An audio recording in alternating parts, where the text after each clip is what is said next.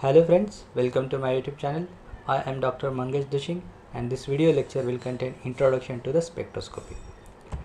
Friends, as we know that the physical properties as well as chemical properties of any compound, it depends upon the structure.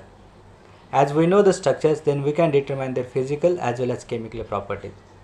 In laboratories, in industries, so many organic compounds are synthesized. Even though the compounds which are isolated from plant sources or animal sources, so for their properties determination, we should know the structure of that one. So structure determination is one of the most important tasks in chemistry. For structure determination, there are so many techniques are used, chemical methods as well as physical methods. So each method has its own advantage and disadvantage. We'll see one by one. First, in old ages, the chemical methods are involved into the structure determination. So those are qualitative analysis of the compound, estimating the functional group, which are the functional groups present into the organic compounds, element detection, which are the elements are present in that one, preparation of suitable derivatives, degradation of molecule in smaller fragments. So molecule break into smaller fragments and then identification of the fragments and then combining those fragments, then we'll go to the structure. We will obtain the structure and synthesize the molecule into the laboratory.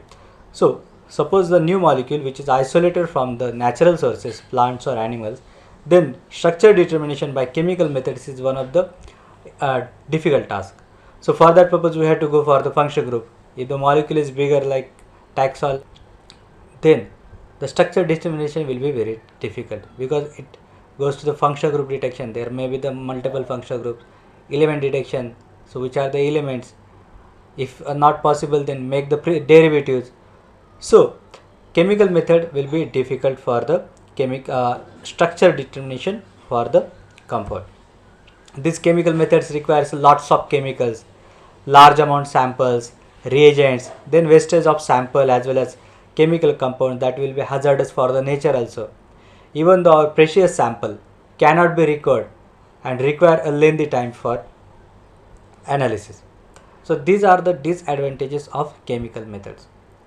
Then physical methods. So physical methods involves determination of physical constants of the molecules such as melting point, boiling point, dipole moments, refractive indices, determination of molecular weights, extracrystallography. Extracrystallography is one of the most important technique. In solid state or powder state compounds, we can directly get the structure from this information. And spectroscopic methods. So spectroscopic method is the one of the most important techniques, so that we can gather the most of the important data to determine the structure.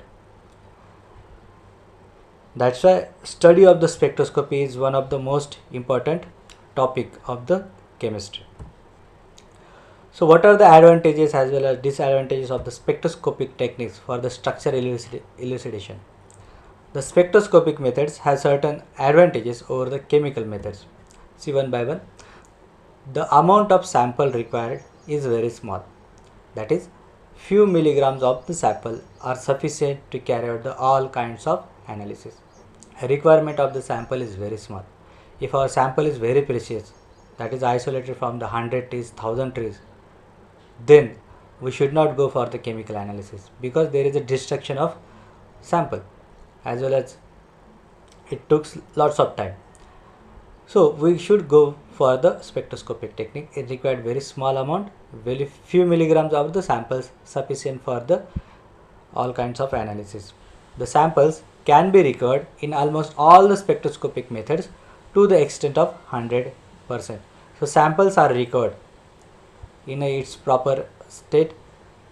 There is no destruction of samples, so this is better method than the chemical analysis. These methods are very quick, even a few minutes are sufficient for the taking data. Give more detailed structural information about the molecule than the chemical methods. So chemical methods give the broad idea like functional group, which are the elements are there, which are the elements are there. In this case, even though their bondings and all those things, their position, their bond angle, bond length, all this information you are getting from this spectroscopic technique. So these are the advantages of the spectroscopic techniques over the chemical methods. But with these advantages, there are some disadvantages of this spectroscopic technique. All of them involves a use of costly instruments. So this spectroscopic techniques requires a costly instrument. So that is not possible for all the chemists to buy this instrument. A trained person is required for the operation of the instrument and experts required for the interpretation of data in terms of structure of the molecules. So if these instruments are costlier, and then we need a trained person for this operation and experts for the interpretation of the data. So these are the advantages and disadvantages.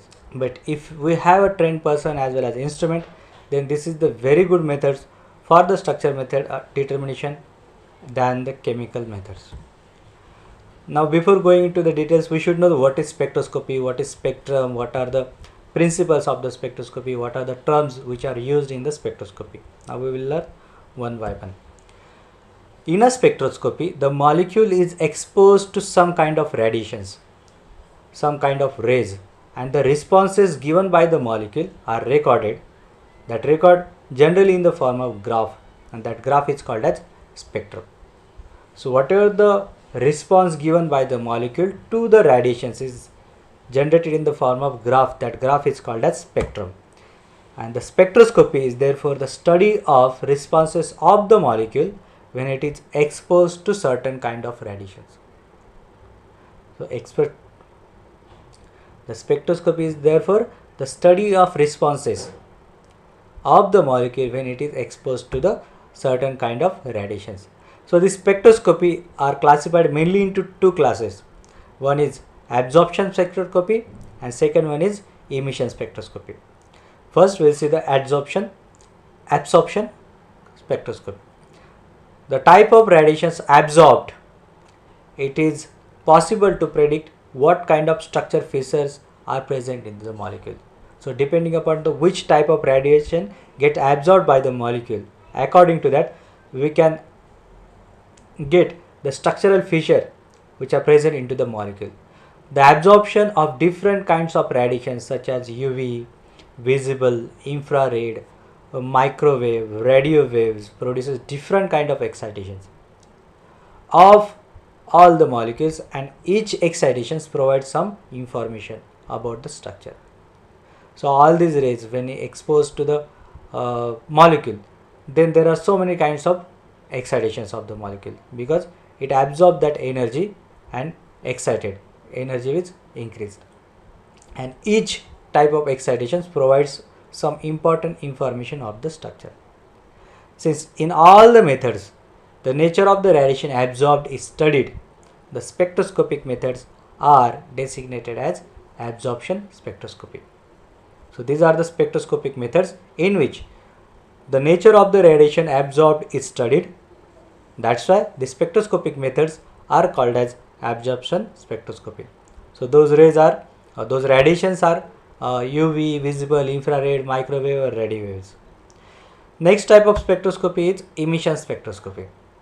The radiations emitted by the molecule can also be studied to reveal the structure of molecule, and this is called as emission spectroscopy.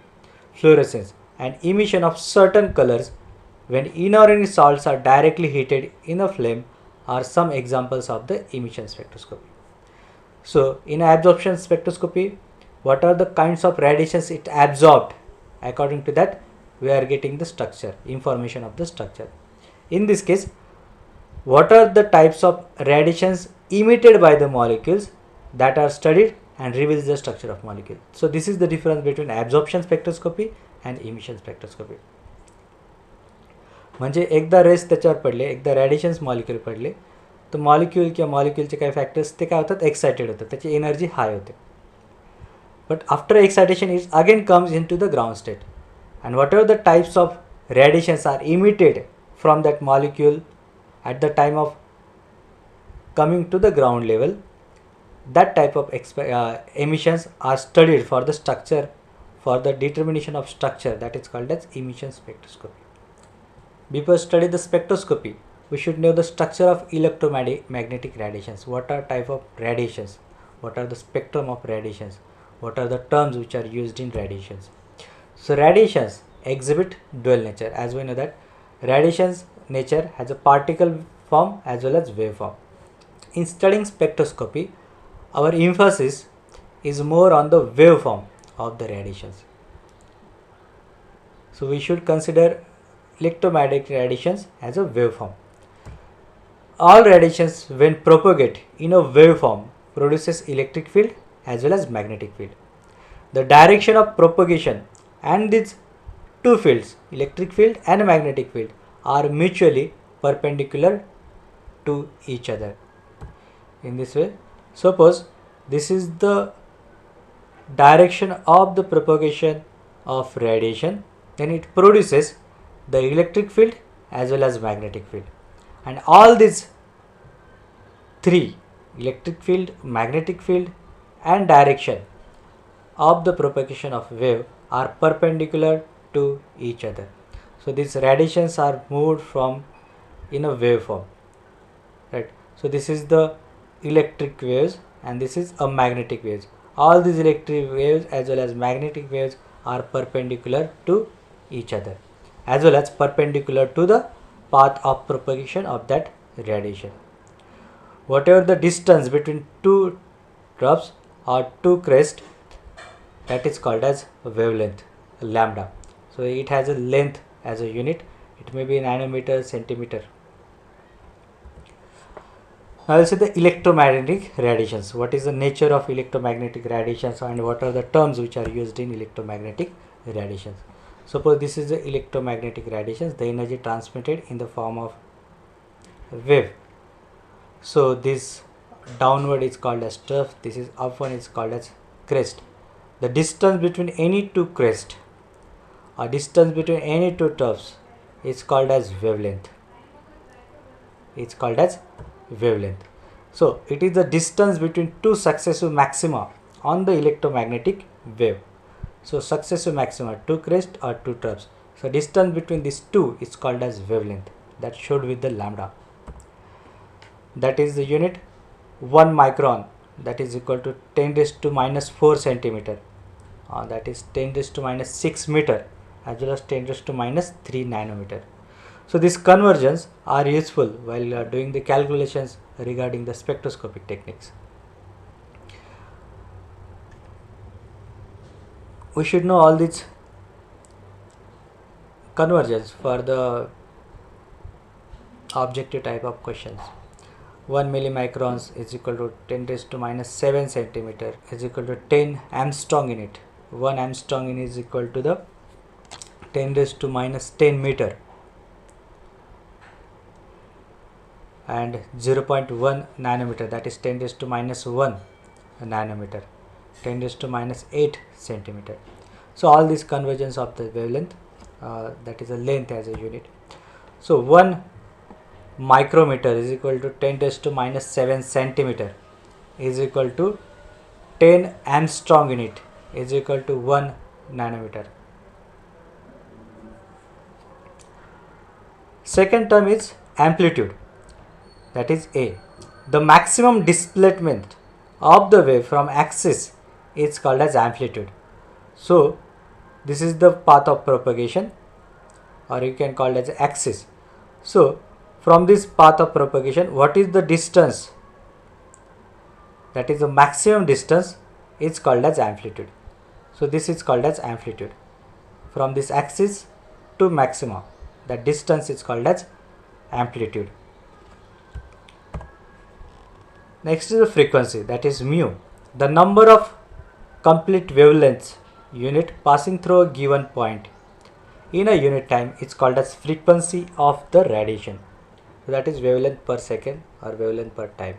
So from the particular times, how many wavelengths are passing in a particular unit time, that is called as frequency. One more term is that it's energy of radiations. So radiations having a energy, that energy is transmitted from one place to another place in the form of wave, that is called as radiation. So it is defined as the energy transmitted as a electromagnetic radiation. So energy So the energy which is transmitted as a electromagnetic radiation, and it has the properties of both particle as well as wave motion. So electromagnetic radiations possesses a certain amount of energy, and that energy is called as energy of radiation. The energy of a unit radiation is called as photon, that is quanta, is related to the frequency by formula E is equal to h mu. Mu is the frequency and h is the Planck constant. So as we know that mu is equal to c upon lambda. C is the speed of light and lambda is the wavelength. So E is equal to h mu that is called as photon or quanta.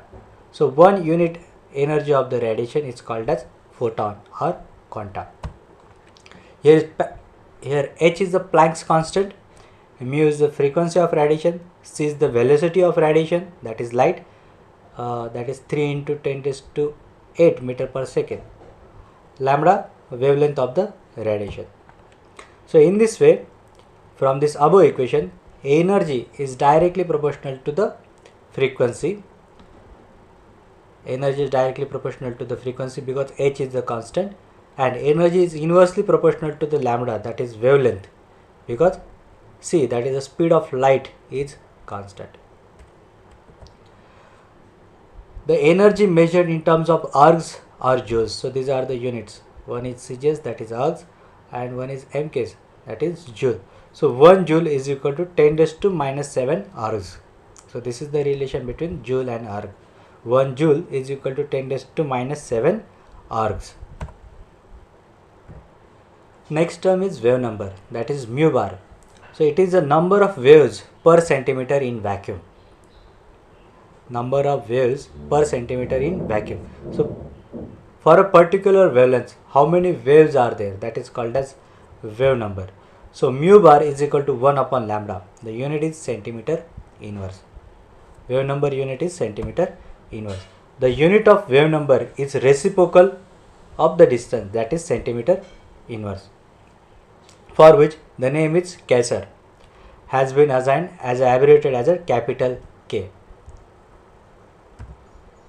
So capital K, that is 1 Kaiser, is equal to 1 centimeter inverse. Centimeter inverse is the unit of wave number. So frequency 1 Hertz is equal to 1 cycle per second, that is CPS. 1 Hertz is equal to 1 cycle per second, that is CPS. So that can be converted into the Hertz as well as megahertz, kilohertz. So 1 kilohertz is equal to 10 raised to 3 Hertz, and 1 megahertz is equal to 10 raised to 6 Hertz. So these are the units of the frequency. So in this way, all these units, all these terms are interconvertible because those are dependent. E is equal to h mu is equal to 1 upon c upon lambda. So in this way, these all convergence, all these are interconvertible. So we should able to interconvert these units, interconvert these forms, these terms from one another. Now what is the relation between frequency, wave number and wavelength? The product of wavelength and frequency, that is 1 upon second inverse, is equal to the velocity of wave in the medium. So the product of wavelength cm and the frequency, that is 1 upon second is equal to velocity of the wave in a medium, that is lambda into mu is equal to velocity. The unit is centimeter per second. So that is the velocity of the particular wave in a vacuum, in a medium. The velocity of light is represented by the c, which is maximum in the vacuum. So c is the velocity of light, right? So lambda into mu is equal to c, that is 3 into 10 raised to 10 centimeter per second, or 3 into 10 raised to 8 meter per second. So lambda mu is equal to c. That's why 1 upon lambda is equal to mu upon c. 1 upon lambda is equal to mu upon c. So mu bar, 1 upon lambda is the mu bar. So mu bar is equal to mu upon c. Mu bar is equal to mu upon c. Mu bar is the wave number. mu is the frequency, c is the speed of light. So 1 hertz is equal to 1 cycle per second, that is CPS. 1 hertz is equal to 1 cycle per second. So in this way, mu bar is equal to 1 upon lambda is equal to mu divided by c. So this is the relation between wave number, wavelength and frequency. According to that, there are some problems like calculate the frequency of and wave number associated with the radiation having wavelength is 400 micrometer. So here lambda is given and the question is calculate the frequency and wave number. So we should know the wavelength, frequency and wave number relation. So the lambda is equal to 400 micrometer and as we know that 1 micrometer is equal to 10 raised to 7 centimeter. So lambda is equal to 400 into 10 raised to minus 7 centimeter. Mu, that is wave number, is equal to 1 upon lambda. So 1 upon 400 into 10 raised to minus 7 centimeter, that will give you wave number. So the wave number will be 25,000 centimeter inverse. The unit of wave number is centimeter inverse. Now we have a mu bar, that is wave number, and we have a wavelength, that is 400 micrometer. So as we know now the frequency relationship is like frequency mu is equal to c upon lambda. C is the speed of light, that is 3 into 10 raised to 10 centimeter per second, and our wavelength is 400 into 10 raised to minus 7 centimeter. So that will be 7.5 into 10 raised to 14 centimeter inverse, that is CPS. So frequency is a 7.5 into 10 raised to minus 10 raised to 14 per centimeter. This is the frequency. In this way you should able to calculate the all terms by using the formulas, this interconvertible formulas. For calculation we should know this, whatever the unit of above side and unit of below side, that should be the same. Whatever the wavelength is in centimeter, so speed of light should be considered into the centimeter. जर आपल्याला wavelength centimetre मध्ये असेल तर speed of light पण centimetre मध्ये घ्यायचा, जर metre मध्ये असेल तर मीटर मध्ये घ्यायचा. समजा इथे मायक्रोमीटर, मग त्याला सेंटीमीटर किंवा मीटर मध्ये कन्वर्ट करून घ्यायचा. This is how to solve the problem. Now we'll see the types of electromagnetic radiations, that is spectrum. Electromagnetic radiations contains so many rays, so many types of waves. So those are cosmic rays, gamma rays, X-rays, UV rays, visible, IR, microwaves, radar, TV, radio waves. This classification done according to the wavelengths. What are the wavelengths? All these waves having different types of wavelengths. This is the wavelengths in a nanometer. So all these wavelengths are calculated in a nanometer. Cosmic rays is the smallest, having the smallest wavelength, that is 10 raised to minus 5 to 10 raised to minus 3. This range is called as cosmic rays. While the radio waves having a maximum wavelength, that is 10 raised to 10 to 10 raised to 11 nanometer wavelength. So gamma rays 10 raised to 3 to 10 raised to minus 1 nanometer, X-rays 10 raised to minus 1 to 100 nanometer, UV, that is 100 to 400 nanometer. Visible, that rays we can see by our eyes, that's why this is called as visible, that is from 400 to 800 nanometer. This is most important in case of UV visible spectroscopy, that is 100 to 800 nanometer. Then 800 to 10 raised to 5, that is IR region, infrared region. Microwave is from 10 raised to 5 to 10 raised to 7. Radar is 10 raised to 7 to 10 raised to 9, while TV is 10 raised to 9 to 10 raised to 10 nanometer. So from left to right there is an increase in wavelength. So this is the smallest wavelength of the cosmic rays. Cosmic rays has the smallest wavelength, while radio waves has a largest wavelength. As we know that the frequency is inversely proportional to the wavelength. So from right to left there is an increase in frequency, increasing energy, because energy is directly proportional to the frequency. So as the energy is increases, frequency is also increases, while energy is inversely proportional to the wavelength. So from left to right, energy is decreasing because it is inversely proportional to the wavelength. As the wavelength increases, energy decreases, frequency decreases. As the wavelength decreases, energy increases, frequency also increases. This is the visible light, that is 400 to 800 nanometer wavelength. This is very important region in case of UV visible spectroscopy. These lights can be seen by the our naked eyes with different colors. That's why this is called as visible light.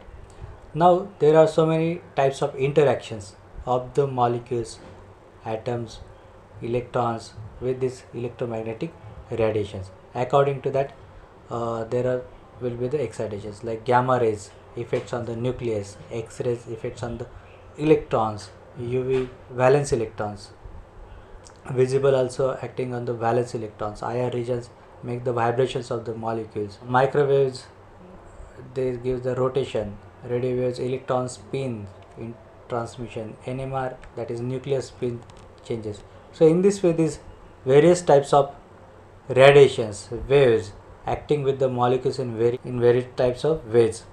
So according to that, which type of radiations is absorbed by the molecules, depending upon that one, that is called as absorption type of radiation. Suppose IR radiations are absorbed by the molecules, then their vibrational levels will get changed, and that is called as IR spectroscopy.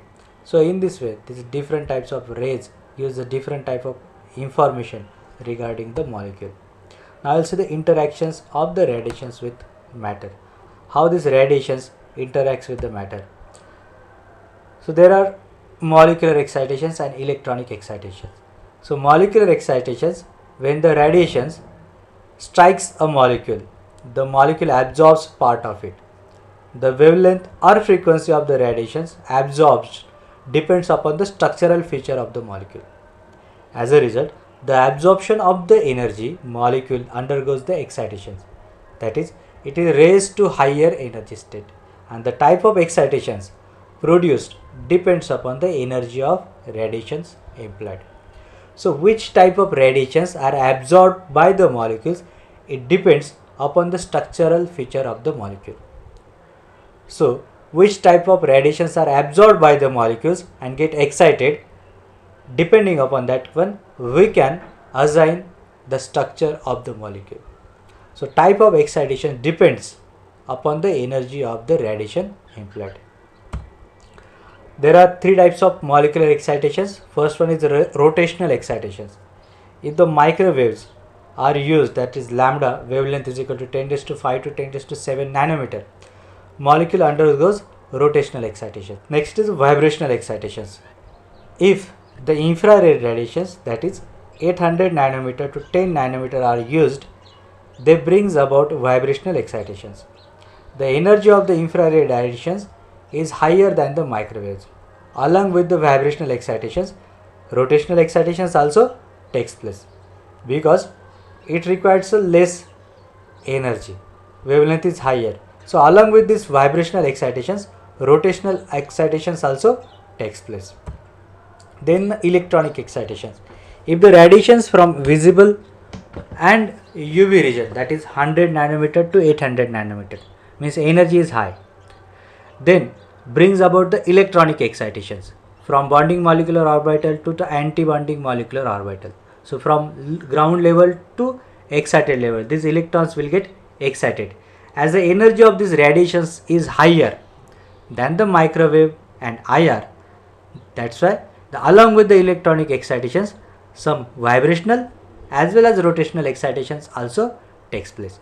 So rotational excitations requires less energy, wavelength is high, that is 10 raised to 5 to 10 raised to 7 nanometer. Then vibrational excitations, energy required is high, wavelength is less, that is 800 nanometer to 10 nanometer. Then electronic excitations, energy is very high, wavelength is very less, that is 100 nanometer to 800 nanometer are used. That's why along with the electronic excitations, some vibrational as well as rotational excitations can be takes place. So in this way, the sum of the interactions of the excitations they cause in the short form microwave, that is 10 raised to 5 to 10 raised to 7 nanometer, causes only rotational excitations. But infrared, that is 800 to 10 raised to 5 nanometer, so it causes a rotational excitations as well as vibrational excitations because energy is high. Then comes UV visible spectroscopy, that is 100 to 800 nanometer. So energy is very high, wavelength is short. So it causes rotational excitations, vibrational excitations as well as electronic excitations.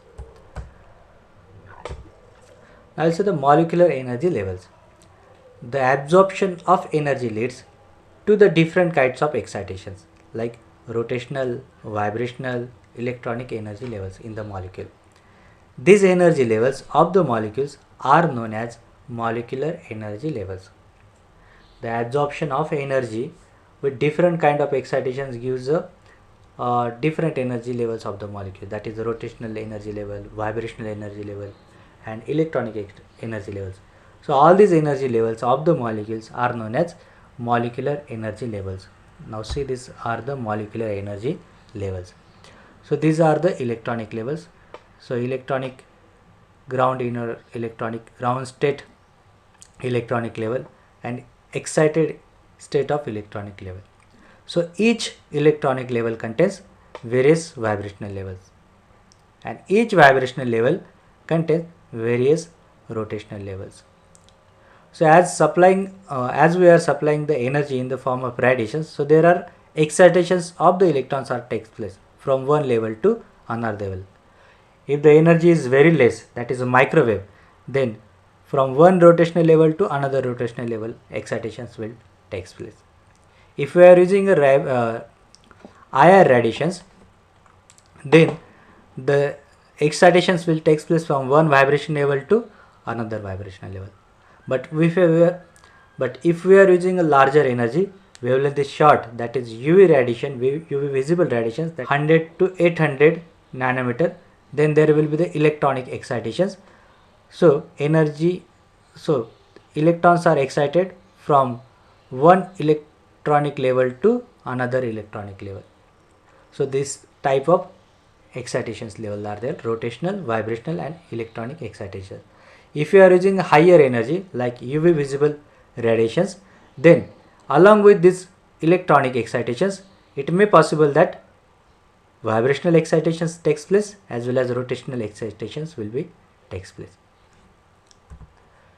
The energy separation between the different levels depends upon the molecular architecture. That is the type of atoms, number of atoms, types of bonds which are present into the molecules. So which type of excitations are there? According to that, we can determine which type of the atoms are there, which types of the bonds are there, how many numbers of the atoms are there. According to that, we are getting the information, and in this way we will determine the structure of the molecule. Now according to this, the absorption spectrum, there are the types of spectroscopy. Different type of rays absorbed by the molecule, it's a different type of spectroscopy. That is the study of spectroscopy. The molecule is exposed to either UV visible or IR or microwave or radio waves. The wavelength of the radiation is slowly changed from minimum to maximum. In a given region, the absorption of the molecule at every wavelength is recorded. The graph is then plotted, absorbance versus wavelength. So in this way, graph is plotted, that is wavelength is goes on increasing. We have to scan the particular molecule for the various types of wavelength in an increasing manner and note down its absorbance. So at a maximum absorbance is there, that is called as lambda max. For this particular molecule, the lambda max is 217 nanometer. So graph should be plotted in terms of absorbance versus wavelength. the wavelength at which there is a maximum absorption, that wavelength is called as lambda max. This is the characteristic property of the molecule, and that helps in our structure elucidation of the molecule. So according to that, we can gauge what kind of molecule may be present into the sample according to lambda max, because lambda max is the characteristic property of the molecule. Now, types of spectroscopy and advantages of their spectroscopic techniques. Depending upon the types of radiations used for the excitations, we have different spectroscopic methods. So there are, as we know that there are so many types of excitations, rotational, vibrational, as well as electronic excitations. Depending upon different waves, different types of radiations that absorbed by the molecules. So according to that, the spectroscopy is classified into various terms, like UV visible spectroscopy, infrared spectroscopy, as well as microwave spectroscopy and NMR spectroscopy. If the type of spectroscopy is UV visible, then radiations are used like UV visible radiations. The energy carries around 100 kilocalorie per mole. The wavelength is around 100 to 800 nanometer. Then electronic excitations accompanied by the vibrational as well as rotational excitations will take place, because energy is very high. So there will be electronic excitations will take place along with some vibrational as well as excitations, rotational excitations will be there. Then infrared spectroscopy. So infrared radiations are used. The energy is around 10 kilocalorie per mole. Wavelength is around 800 to 10⁵ nanometer. So it causes a vibrational excitations accompanied with the rotational excitations. So it causes the vibrational excitations along with some rotational excitations will be there. Then the microwave. Microwave, the radiations used are microwave. Energy is very less, it causes a rotational excitations. In NMR, that is nuclear magnetic resonance, radio waves are used. In that case, nuclear excitations and spin excitations will be there. So those are called as nuclear excitation. So according to this one, which type of radiations are absorbed by the molecules and shows a different nature of excitations. According to this, spectroscopy is classified into various classes like UV visible spectroscopy, infrared spectroscopy, microwave spectroscopy, as well as NMR spectroscopy. In next video, we will start with the UV visible spectroscopy. We will learn one by one UV visible spectroscopy, IR spectroscopy, then NMR spectroscopy, and then we will try to solve the problems to get the structure of the particular unknown molecule by using these three types of spectroscopy. Thank you, friends.